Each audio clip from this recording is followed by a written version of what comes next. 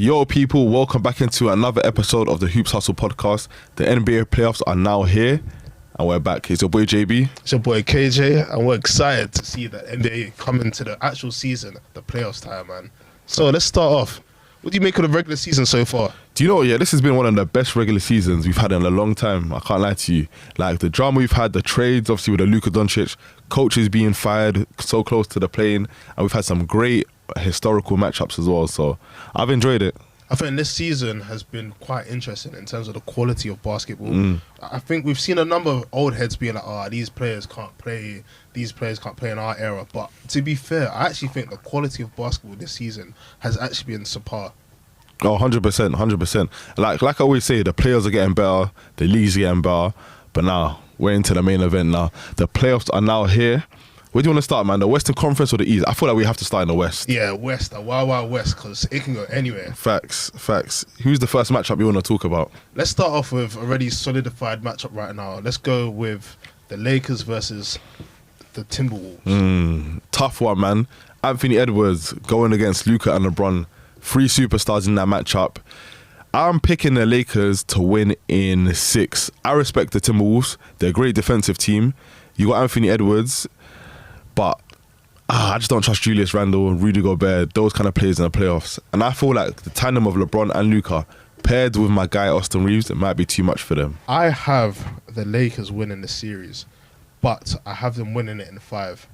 I think Luka and LeBron and Austin Reeves, your player, is going to come out for blood this series. I think they want to win games in as quickly as possible without having to get their body going through the whole grueling grind. And yes, Timberwolves got some good players, but I think we haven't seen Luka and LeBron go off for 40 each, and I think LeBron's going to come out. Fair. I agree with that. I'm giving the Timberwolves a certain level of respect because you got Anthony Edwards on your team. Like, you saw what they done last year against the Nuggets. You saw how they took control of that series, and they're a great defensive team.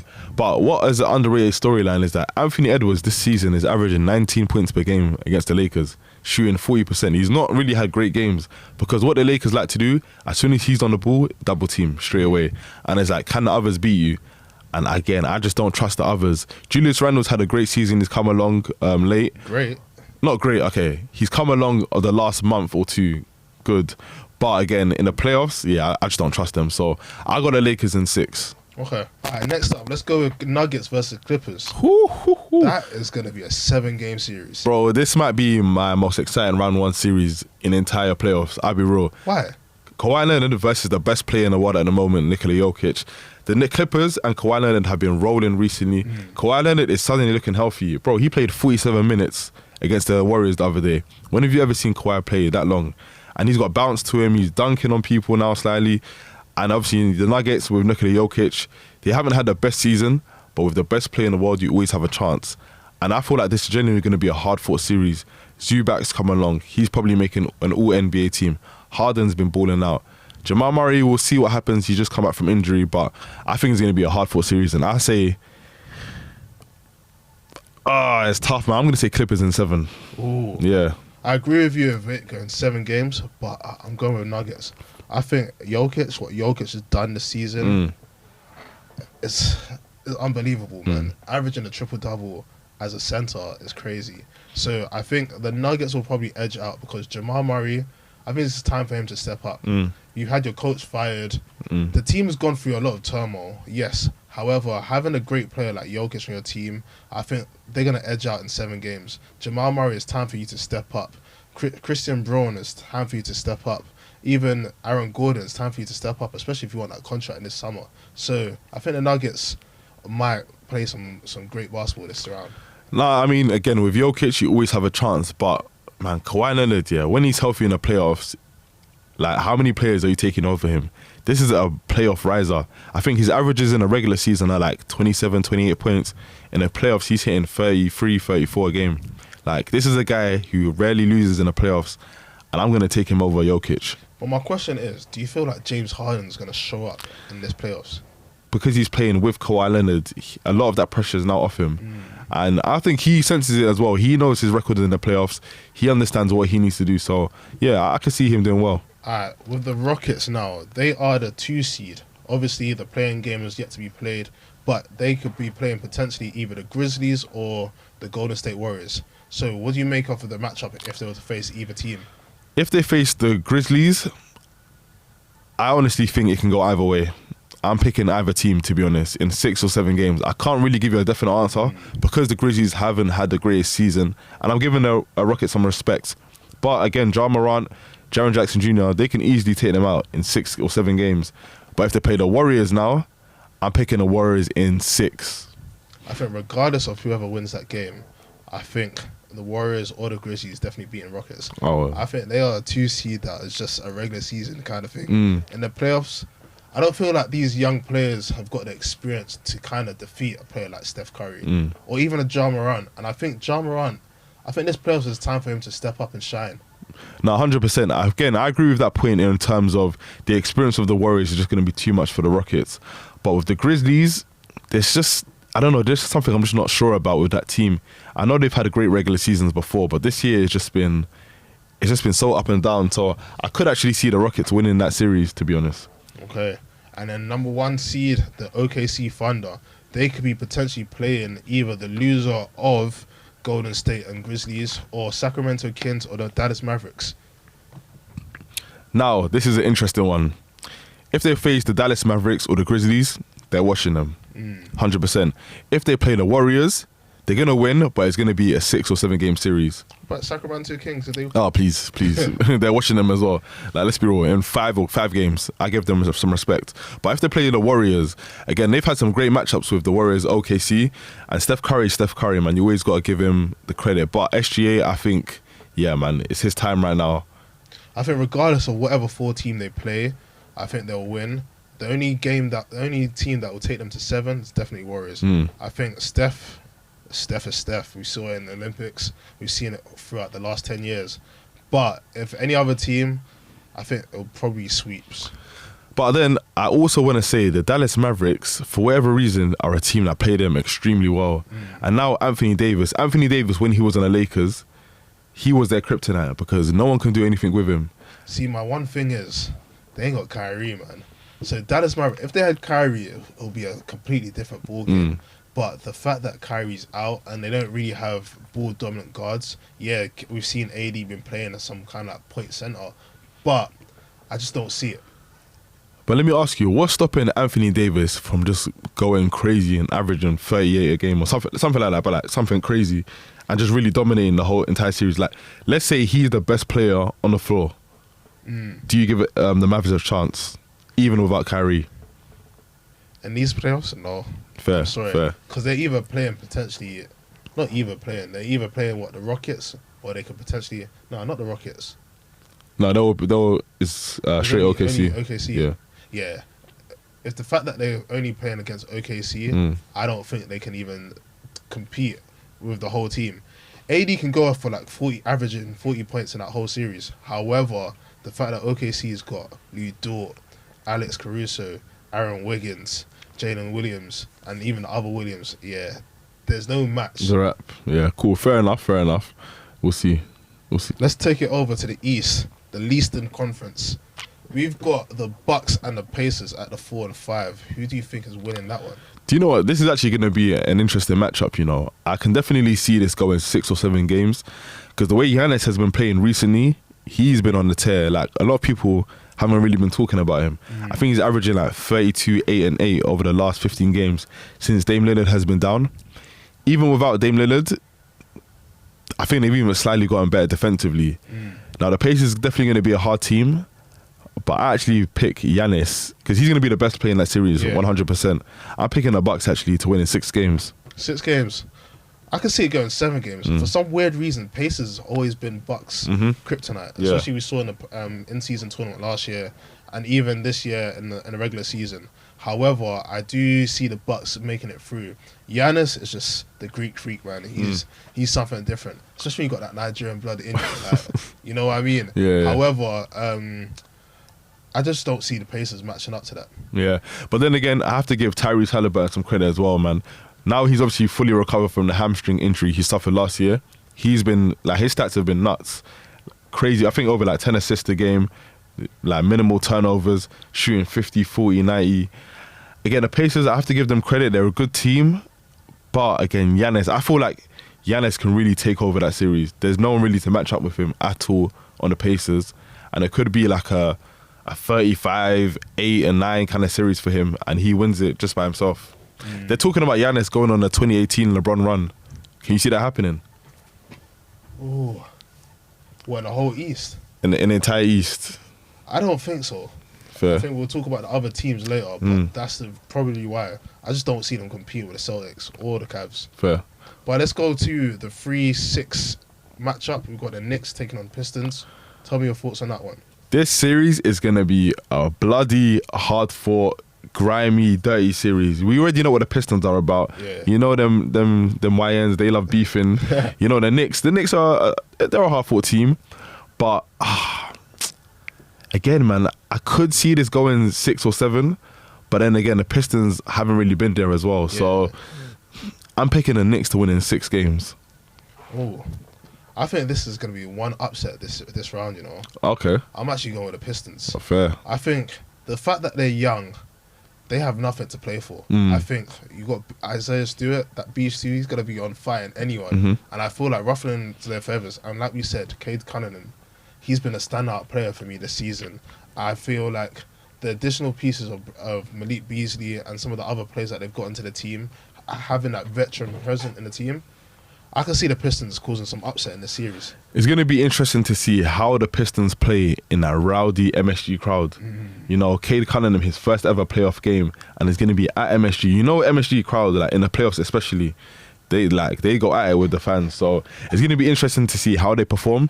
But you have to remember, do you really trust Malik Beasley, Tobias Harris in the playoffs like that? They're not really the greatest. You saw Malik Beasley with the Lakers.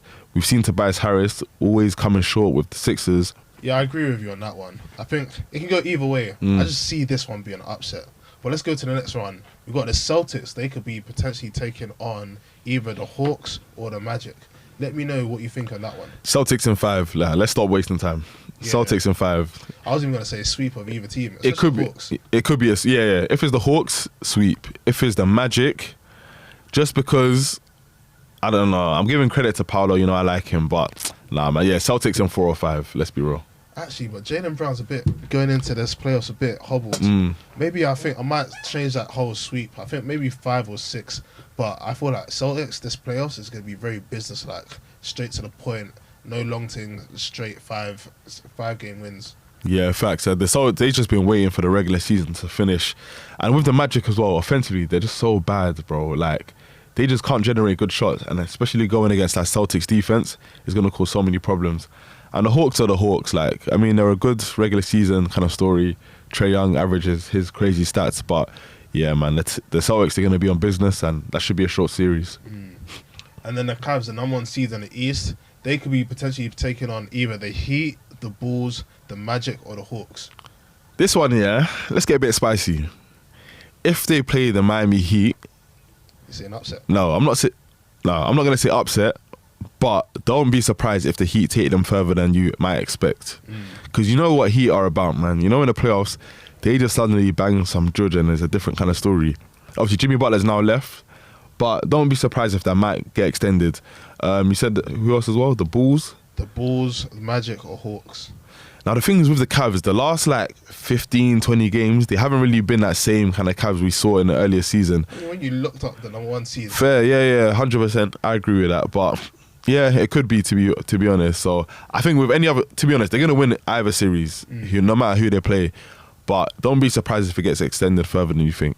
I agree with you on this one, especially because I think some of the teams in the East playing games, they don't even deserve to be in the playing games. Like, the gap between the East and the West is so huge. Yeah. So for me, like, the Heat, they should just be focusing on the lottery. Same with the Hawks, same with the Bulls, maybe not Magic. So I feel like Cavs, whoever they play, is going to take it, maybe 5 or 6. Do you know what? Actually, I forgot about the Magic, though, because they played again last year. That went 7 games. But the Magic are hobbled now, so it's going to be interesting to see. But if they do face off against the Magic, I do know Paolo Banchero has been looking for that matchup again. So, I mean, again, what's to stop him from just going crazy, averaging 35 a game? And actually, like in the second playoff series, he's gotten that experience now. He understands how to like kind of pace himself in a playoff setting. What's to really stop him? I'm still picking the Cavs, but you never know. I think the one thing with the Cavs is the addition of Kenny Atkinson. Sometimes just a change of voice can take your team to a whole nother level. Like you said with Golden State Warriors, ever since they got Steve Kerr, because the coach beforehand was actually a really good coach, but Steve Kerr took it to the next level. And I think Kenny Atkinson is that kind of person. Facts. And DeAndre Hunter as well. We can't forget about him. That's a great signing they signed. So yeah, I mean, to be fair, the Cavs should win either matchup, but we'll see. I'm really excited about these playoffs, 100%, man, especially in the Western Conference. We're going to see some crazy battles in round one, and I can't wait for it to start. Which team do you think can win it all? I mean, I have to give the defending champs the respect, man. This Boston Celtics, I feel like they're just waiting for the playoffs to start. They're kind of cruising through the regular season, and they still ended up with the second seed in the East. So yeah, definitely, I'm still picking the Boston Celtics. In the West, I feel like the West can be a pick'em. Like, it could be anyone. Literally anyone, so we'll see. I think for me, in the East, I'm sticking with my pick from the beginning, Celtics. However, I didn't expect Lakers to get Luka. And I feel like LeBron is at the stage in his career where it's like, boy, let me make the most of every single opportunity I have now. I can see the Lakers. I can see it being Celtics-Lakers in the finals. The thing is, yeah, it has lined up perfectly for them, especially in the bracket they're in. It has lined up like quite well for them to make it to the NBA Finals and potentially knock off the Celtics. So I don't want to say anything because obviously, we're both Lakers fans, but it could happen. It could happen. Which team do you feel like is under the most pressure during these playoffs? Oh, I mean, you always have pressure of going back to back. That's the Boston Celtics. I would say though, if the OKC Thunder or the Cavs get knocked out early, I expect there to be changes next season. So I guess they got some pressure in that aspect. I agree with you with the OKC Thunder. I think OKC Thunder and even the New York Knicks, there's a lot of pressure on these two teams. They're the two. So with the Knicks, for example, they're a team that made a huge acquisition with trading for Mikal Bridges, trading away all those picks just for that kind of like rotational kind of player. So I think they're under a bit of pressure to make some noise this playoffs. And OKC, I think a lot of people are asking, are you guys pretenders or are you guys legit? And I think it's time for them to answer that question. Facts, but you also Karl Anthony Towns as well coming to the Knicks this season. So do you know what? I don't think it's the team that has the pressure. I think it's the coach. You mentioned it before. I think Tibbs is under a lot of pressure to perform this postseason. All right, what about player? What player do you feel is under the most pressure this postseason? I don't know. That's a hard one. For me, I've got two players. Let me hear your players. So one is Draymond Green. I think coming at All-Star saying we are going to win it all. Yeah. I forgot about that. You better back up that talk. And I don't think they can make noise, but I don't think they're going to win it all. But the only reason I said pressure for him, he said it live on TV. But the other player for me is Grenade Ja Morant. I feel like he is one player that going into the season, I really thought that he will step it up. Kind of be like what Anthony Edwards is. And I feel like with all the celebration antics and all of that, a lot of eyes is on him. So I think it's time for him to show the kind of player that he really is and show the world, like, yo, get off my back, man. The thing is, with the Ja Morant pick, it's like, we all know they're not winning, I think, this year. So I feel like the pressure's already done, kind of thing, innit?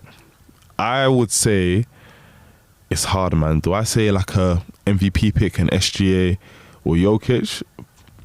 I honestly can't. No pressure on Jokic, but SGA? I think there's a pressure for SGA to do well in the playoffs. Even if they don't win a title, at least, I think minimum Western Conference is their ceiling. If there's anything below that, then cool. There's going to be some talks. I feel like, OKC, if they don't make that Western Conference Finals, I think it's about time you call that KD hotline. Yeah, I'm in agreement, I'll be real, because if J-Dub and Chet aren't performing again, because they didn't really have the best series against the Mavs, there's going to be some talks about, KD coming back. Let me ask you, what team can sneakily win it all this season? I think Golden State. Okay. I think we all know what Steph is. And seeing what Jimmy has been doing, like, since that trade, they've gone, 17-3? Yeah, something, I think even something crazy. Yeah. So for me, is that they've shown that they can play. My only concern is they're a very small team. And with the West, the only team that they have to really focus about in terms of really big size is what Nuggets. However, I think all the other teams got bigger wing players. Do you know what? Yeah, my pick is actually the Clippers. Ooh. I genuinely feel like they have what it takes to win. Because, listen, man, Kawhi Leonard, yeah, bro, that guy is just so dangerous, man. And now he's actually healthy. We'll see, hopefully his health stays where it is. But him in the playoffs, he is what you call a playoff riser. Like, he is someone you do not want to see in the playoffs. Like, when he's on the ball, especially in the last 5 minutes of a game, we saw what he done in 2019. 2014, obviously, yeah, they had a great team. But 2019, we saw what he done. That's a guy I don't want to see in the playoffs. I'll be completely honest with you. See, my thing is, I have them as a team that can cause damage. Not sneakily win it all, but they can cause damage because they're obviously a matchup nightmare for any team. Like you said, Zubac has actually been playing well. James Harden's gone under the radar. Norman Powell deserved to be an all-star. And Kawhi Leonard, if he's healthy, can play with any other kind of player. I'll be real, yeah. If Kawhi Leonard was healthy these last 5 years, his legacy will be much greater than it is. 100%. Like, it's such a shame that injuries have taken an effect, but what that guy is, especially in the playoffs, bro, I'm talking about him like he's the boogeyman, but nah, for real, he is, because he's scary. So, yeah, definitely the Clippers for me. Guys, that is a wrap from us. Let us know who you guys think is going to win it all this NBA playoffs. And always, make sure you like, comment, and subscribe to our channel, and follow us on all platforms. We're signing out.